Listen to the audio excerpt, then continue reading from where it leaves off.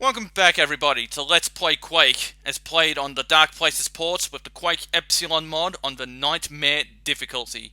I'm the Wolf Arrock, and this is episode 1, map 3, the Necropolis. And because this is the Necropolis, we have zombies. Therefore we have a grenade launcher.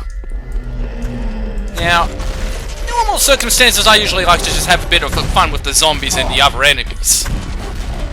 But, you know, sometimes I get my videos already going long enough, so I'm not going to dick around all that much for the sake of the video length.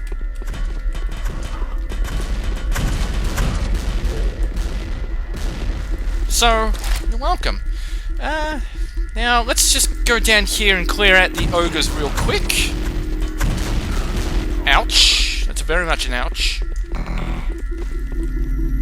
And there's one up here. Let's just formation ourselves real quick. Now we can just get him and take care of him. They're all dying in 2 grenades each. That's great. As long as we're in the conjoining area, why don't we just take out the zombies here too? The nice thing about Quake Epsilon here as well is if a zombie is knocked out by an explosion, you can remedy that by just using another explosion to just kill him outright. Because you can, in fact, explode corpses in this game if you want. Really recommend doing it for the sake of avoiding wasting ammo, but it's your prerogative. Anyway, that wall got blasted open, pretty much, and we've got health and rockets. So now we'll just take this lift up and try not to touch that armor. What shade is that? I guess turquoise, I think? Didn't do my research. Alright, let's just go through this dragon door. And before we get squished by that roof, we'll just shoot that button. And avoid these nails. And face that wall with the grenade launcher. Be the graveyard caretaker that we are. Alright, let's take care of a few scrags before we take on one of the worst foes in the game this early on. Especially on Nightmare. The Shambler. Big old electrical huggable teddy bear. No, really, he really is huggable. He tries to hug you a lot. Let's go say hello to him. Yes, he does look a little bit different in Quake Epsilon, so I'll have a picture of his old model for anyone unfamiliar in the description below. But in Hard, he periodically fires lightning bolts in between running around, but because this is Nightmare and here comes the second one, he'll fire that much more constantly, so you really better know where you got to duck down to avoid his thunderbolts. And for the most part, it does make him a lot more tedious to fight, because you can only fire out so many shots before he's about to electrocute you again.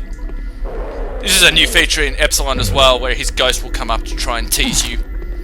It's good for spooking someone who's caught unawares. Happened on stream once. True story.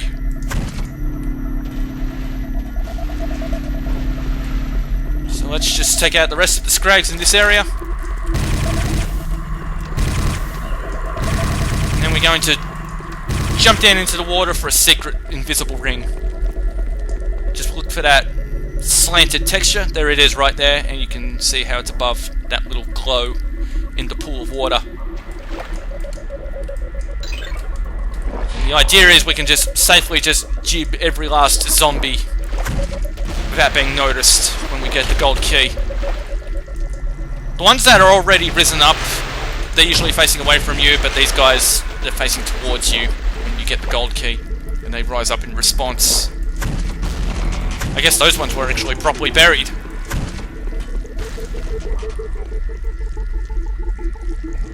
Oh, right. So I'll see if I can demonstrate that now. There we go. Didn't have to wait as long because the blast radius actually killed him. The nice thing about coming up this way after getting the gold key is that we've already killed everyone, so we can just zip right on through. Just watch out for a new ogre that's come out of the wall while we were gone. He finally came out of the closet. What a hero. I wish more homosexual ogres would come out more often. Maybe this realm wouldn't be such a violent place after all. Oh well. I guess all the other monsters are always going to be prejudiced towards homosexual ogres. Anyway, let's just go through that gold door and take out that Scrag and his Master Ogre.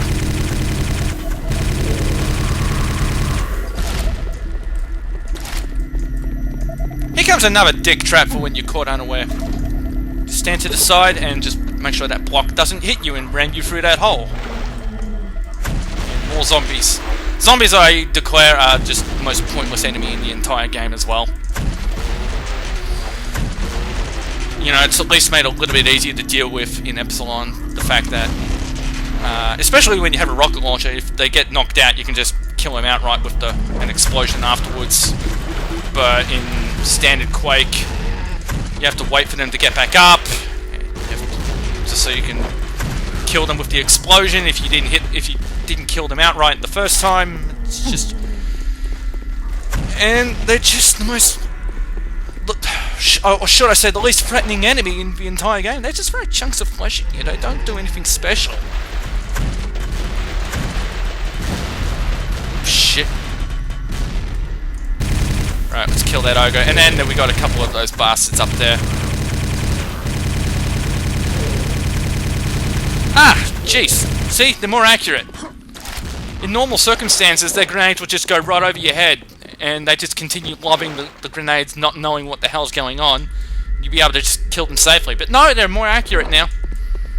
They fire right where you are. Yeah, that's going to be a lot of fun in the door to fun.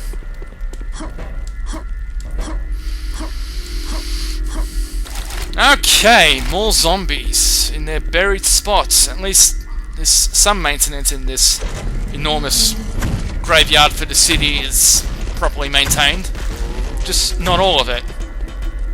Oh, for heaven's sake! Oh, let's just wait for it to come back up. And then we've got a fiend behind this door somewhere. There he is. A couple of ogres as well. Oh wow! Got me the punk. You know, maybe I should consider just going back and do a health run. See if there's. I know there's at least a couple of health kits I've missed. It's nice of this map to make it easy enough to go back and look. Alright, we're good. I could use some armor, but other than that, except for that crappy turquoise armor, but other than that, we're good.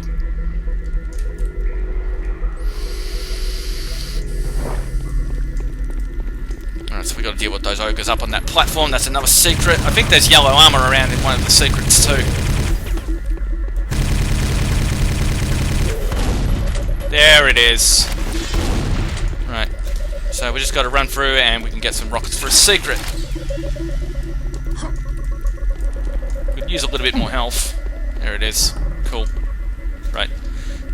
Now, for those who might not understand, because I didn't for the longest time either, I think it's the health that when it's blinking, it's actually your fresh health.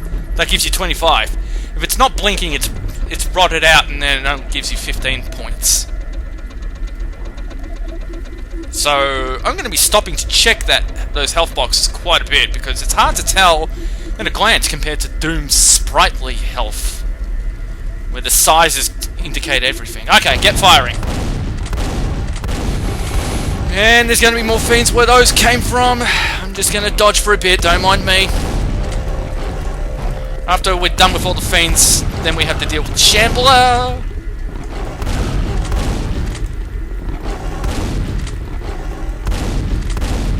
Oh boy.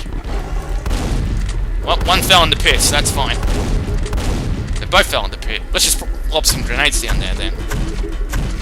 And, ah! I was just about to say, hide behind that wall in case the Shambler arrives.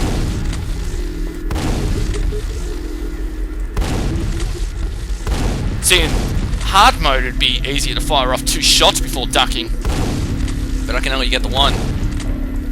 So, well, that's terrific. Oh boy, and I can't leave either because I got to get the full kills. So most combat situations are a lot more fun in Nightmare on this game. Shambler is just tedious, boring, dull. It'd be like having the missionary position sex over and over again when there's so many more different positions to try for different climaxes. Alright, we're done. Off to the Grizzly Grotto.